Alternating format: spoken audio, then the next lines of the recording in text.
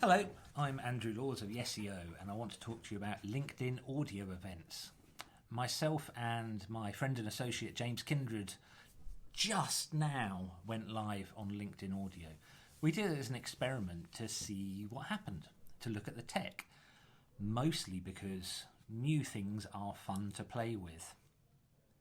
It's also worth noting that when platforms like LinkedIn, Facebook, or any of them develop a new feature and roll it out, it's quite a good idea to have a play with it, because if they really want that new feature or technology to work, they'll share any content you make with it far and wide. Unfortunately, with LinkedIn audio, I don't think this has really happened, because we did 20 minutes of chat. We only meant to do 2, but it became 20. And when I hung up the call or stopped the event, that was it. It's just gone into the ether. LinkedIn audio doesn't save audio, which is a bit disappointing.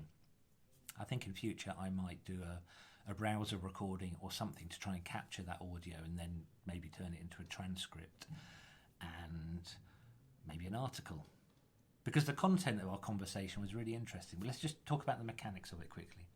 I set up the event, which is still up on my screen here.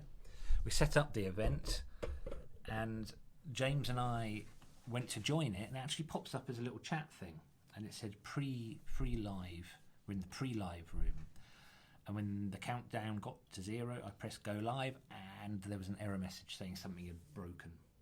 So I pressed it again, and it worked. What was interesting is that it looked to us like we had just four people popping up to listen, because they popped up, little faces popped up in the chat, and we said hello to them. But looking at the analytics of the event afterwards, I think we had 13 people live, which, not big numbers, but we did only announce it on Friday, and with no preparation went live today.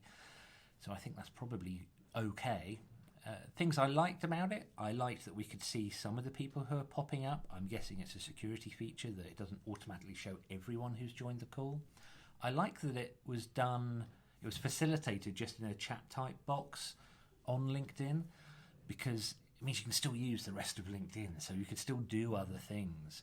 Something I didn't realise until after the call is I think when you're hosting a call, you can encourage people to talk to you, to type, but I think you can actually make people live. I'm not really sure how that works out, because there's browser permissions and other things like that to deal with. But on the whole, first experience of LinkedIn audio, that was really good fun. It's like a podcast, but 100th of the work. Anyway, I hope you found this interesting. We're always looking for brand new things to bring you. So thank you for watching. And thank you to James Kindred for getting involved. There we go. Whee!